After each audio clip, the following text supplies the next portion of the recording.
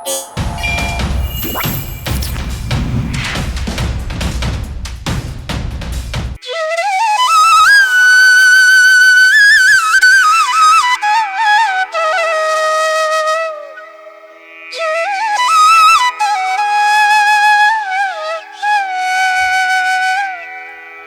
வணக்கம். நான் உங்கள் தம்பரான் ரசமானந்த. நண்பர்களே எல்லாம் எப்படி இருக்கீங்க? நல்லா இருக்கீங்களா? 12ஆம் தேதி நான் திருவனந்தபுரத்துல அடியனுடைய திதி பஞ்சமி திதி. ஸோ இன்னைக்கு மகாபரணி, பெரிய பரணி. மகானா பெருசு, மகா பெரியவர் அப்படின்னா பெரியவருக்கெல்லாம் பெரியவர் அப்படின்னு அர்த்தம். இந்த மகாபரணி பெரிய பரணி நட்சத்திரம் வருடத்தில் ஒரு நாள். அது 12ஆம் தேதி வெள்ளிக்கிழமை. ஸோ வெள்ளிக்கிழமையுடன் இணைந்து பஞ்சமி வந்திருக்கு. நான் பிறந்தது வெள்ளிக்கிழமை, பஞ்சமி திதி. நட்சத்திரம் மட்டும்தான் பரணியும் கார்த்தியும் இருக்கு. ஸோ அடுத்த நாள் தான் ரோகிணி. நட்சத்திரம் கொஞ்சம் மாறி வருது. பட் ஆனா கிட்டத்தட்ட வெள்ளிக்கிழமையும் பஞ்சமியும் ஒன்றாக இருக்கிறது.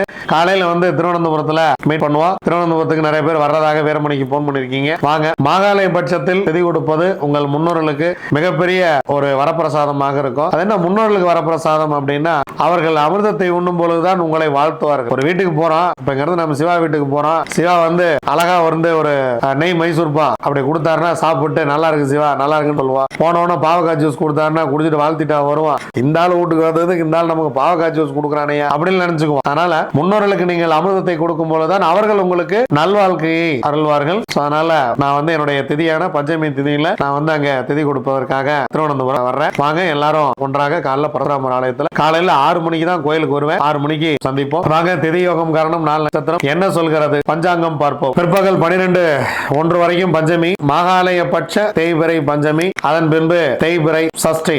மாலை 4:30 வரைக்கும் பரணி இருக்கிறது. அதன் பின்பு கிருத்திகை. மாலை 6:36 வரைக்கும் வியாக்காதம் நாமயோகம். யோகாதிபதி நட்சத்திரம் பூராடம், யோகி சுக்கிரன். அவயோக நட்சத்திரம் புனர்பூசம், அவயோகி குரு. அதன் பின்பு ஹர்சனம் நாமயோகம். யோகாதிபதி நட்சத்திரம் உத்திராடம், யோகி சூரியன். அவயோக நட்சத்திரம் பூசம், அவயோகி சனி பகவான். அதிகாலை 3:13 வரைக்கும் கௌலவம், சனி பகவான். அதன் பின்பு பிற்பகல் 12:01 வரைக்கும் தைத்துளை கரணம் சுக்கிரன். அதன் பின்பு கரசை கரணம் சந்திரன். தமிழக பதிப்பு துறையின் முன்னோடி சீவை தாமோதரம் பிள்ளை அவர்களுடைய பிறந்த தினம். வாங்க கிரக சூழ்நிலைகள் எப்படி இருக்குன்னு பார்க்கலாம். கிரக சூழ்நிலையில சந்திரன் மட்டுமே மாறிக்கொண்டிருக்கிறது. சந்திரன் மேஷத்துல இருக்காரு. குரு வழக்கம் போல மிதுனத்துல, சுக்கிரன் கடகத்துல, சூரியன் கேது இணைவு இன்னும் ஒரு 2-3 நாளைக்கு தான் இருக்கும். ஏன்னா ஆவணி 27 வந்துட்டோம். இன்னும் 3 நாளைக்கு மட்டும்தான் சூரியன் கேது இணைவு இருக்கும். சோ சூரியன் கீழே போயிட்டு இருக்காரு. எங்க கன்னியை நோக்கி போய் கொண்டிருக்கிறார். கிட்டத்தட்ட பக்கத்துல கன்னி பக்கத்துல போயிட்டார். செவ்வாய் புதன் கன்னியிலேயே இருக்கிறது. புதன் இங்கே உச்சம். ராகு கும்பத்தில் இருக்கிறார். சனி மீனத்தில் இருக்கிறது. அருமையான ஒரு கிரக இணைவு. வாங்க 27 நட்சத்திரங்களுக்கு உண்டான பஞ்சவச்சி ராசி பலன்களை பார்க்கலாம்.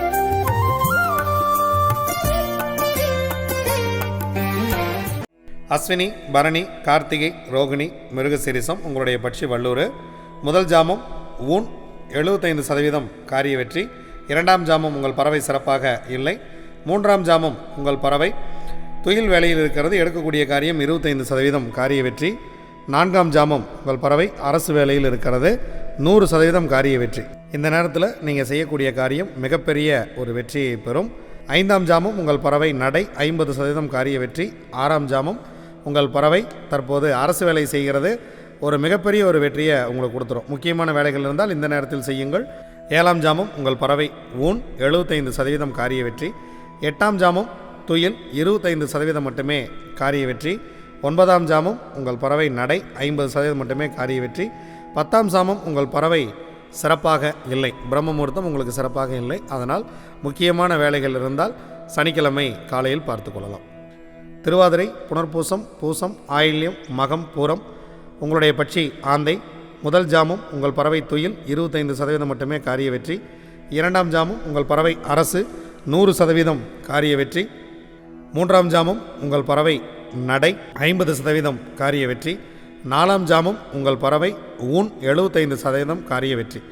5ஆம் ஜாமம் 6ஆம் ஜாமம் இரண்டுமே உங்கள் பறவை சிறப்பாக இல்லை. முக்கியமான வேலை இருந்தால் பிறகு பார்த்து கொள்ளலாம். 7ஆம் ஜாமம் உங்கள் பறவை அரசு வேலை செய்ய இருக்கிறது. இந்த நேரத்தில் முக்கியமான வேலை இருந்தால் நீங்கள் சிறப்பாக செய்யுங்கள். முக்கியமான வேலைகளை துவங்குங்கள், மிக சிறப்பாக இருக்கும். 8ஆம் சாமம் உங்கள் பறவை ஊன் வேலையில் இருக்கிறது. 75% காரிய வெற்றி. 9ஆம் ஜாமம் உங்கள் பறவை துயில் 25% காரிய வெற்றி. 10ஆம் சாமம் உங்கள் பறவை நடை 50% காரிய வெற்றி. பிரம்ம முகூர்த்தத்தில் நீங்கள் எடுக்கக்கூடிய காரியம் 50% வெற்றியை கொடுக்கும். உத்திரம், அஸ்தம், சித்திரை, சுவாதி, விசாகம் உங்களுடைய பறவை காகம்.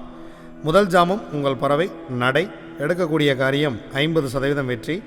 இரண்டாம் ஜாமம் உங்கள் பறவை ஊன், 75% காரிய வெற்றி. மூன்றாம் ஜாமம் உங்களுக்கு சிறப்பாக இல்லை. நான்காம் ஜாமம் உங்கள் பறவை துயில், 25% காரிய வெற்றி. ஐந்தாம் ஜாமம் உங்கள் பறவை அரசு, பொன்னான மாலை வேளையை சிறப்பாக பயன்படுத்துங்கள், வாழ்க்கை மிகவும் மகிழ்ச்சியாக இருக்கும். ஆறாம் ஜாமம் உங்கள் பறவை நடை, 50% காரிய வெற்றி. ஏழாம் ஜாமம் உங்கள் பறவை சிறப்பாக இல்லை. எட்டாம் ஜாமம் உங்கள் பறவை அரசு வேலையில் இருக்கிறது, நீங்கள் எடுக்கக்கூடிய காரியம் 100% வெற்றியை பெறும்.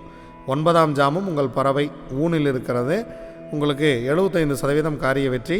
பத்தாம் ஜாமம் உங்கள் பறவை துயிலில் இருக்கிறது, பிரம்ம முகூர்த்தம் உங்களுக்கு அவ்வளோ சிறப்பாக இல்லை.